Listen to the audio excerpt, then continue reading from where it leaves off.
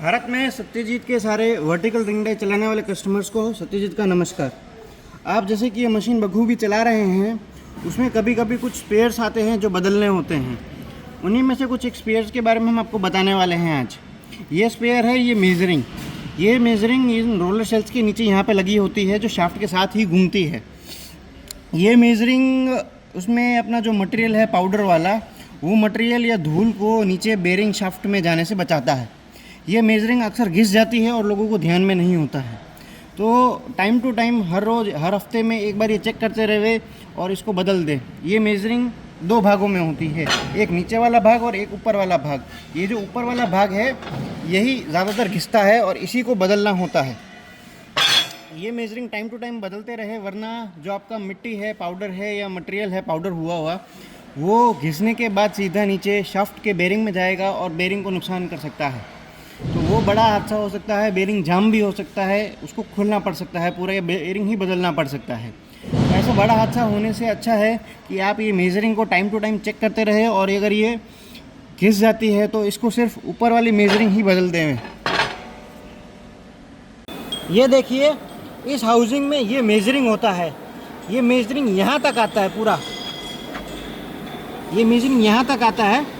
ये घिस के एक पार्टी ने यहाँ तक इतना घिस दिया है। इतना नहीं घिसने देना होता है कोई भी मेजरिंग को। ये मेजरिंग यहाँ तक घिस जाए, उसके बाद उसको बदल देना होता है।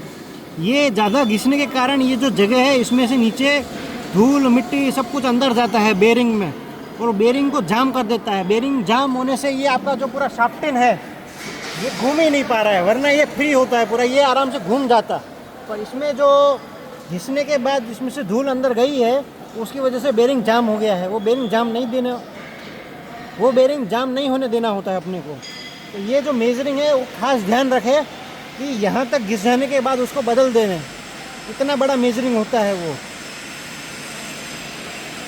जैसे कि अपन बात कर रहे थे कि मेजरिंग घिस जाती है, तो मेजरिंग में से जो अपना बारीक पाउडर है या धूल है वो नीचे शाफ्ट में जाने लगता है। इसका एक चिन्ह यहाँ पे भी है कि अगर मेजरिंग घिसने के बाद धूल अंदर जा रही है तो आपका ये जो हाउसिंग का कवर है वो हटा के देखे, और इसमें यदि ज़्यादा धूल आ रही है, मतलब पहले से भी ज़्यादा धूल आ रही है, इसका मतलब ये हो सकता है कि आपकी मेजरिंग घिस गई है और उसमें से धूल है जो या पाउडर है जो वो नीचे जा रहा है शाफ्ट में बेरिंग में। तो इसका खास ध्यान रखें कि यहाँ पे एक्सेस पाउडर नहीं आना चाहिए। अगर ये आ रहा है इसका मतलब मशीन को रोके और एक बार मेजरिंग को चेक करें।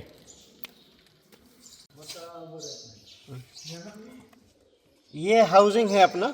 इस हाउसिंग में आपको पता है कि बेरिंग होता है, शाफ्ट होती है। उस बेरिंग में ऑटोमेटिक ग्रीस पंप से ग्रीस आता है जो बेरिंग में जाके उसको लुब्रिकेट करता है। पर कुछ समय पे जो ग्रीस है वो नीचे इकट्ठा होना चालू हो जाता है, ढीला होते। तो ये एक ग्लास दिया गया है इस मशीन में।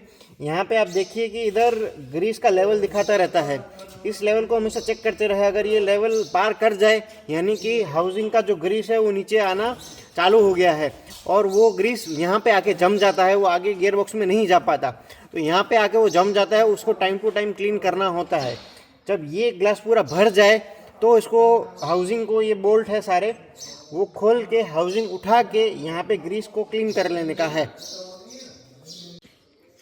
जैसा कि ये हाउसिंग उठा लिया है, हाउसिंग उठाने के बाद ये उसकी मेन शाफ्ट है, और मेन शाफ्ट में यहाँ पे ये देखिए सारा ग्रीस आ चुका है। ऊपर से जो हाउसिंग में से ग्रीस आता है वही नीचे यहाँ पे इकट्ठा होता जाता है। इस ग्लास में देखते रहना चाहिए कि इसमें ग्रीस कितना भर गया है। अगर ये पूरा भर जाए तो इस ग्रीस को यहाँ पे मैनुअली हाथ से निकाल के साफ़ कर लेना होता है। और यहाँ पे ये प्लेट में ये जो बोल्ट है सारे, ये प्लेट खोल के इधर भी अंदर जो ग्रीस है वो भी साफ़ करके निकाल देना होता है। ये शाफ्ट भी साफ़ करके निकाल देनी होती है। उसके बाद जब पूरा का पूरा साफ़ हो जाए अच्छे से, तो वापस हाउसिंग को बैठा दीजिए इस पे और बोल्ट लगा दीजिए हाउसिंग के।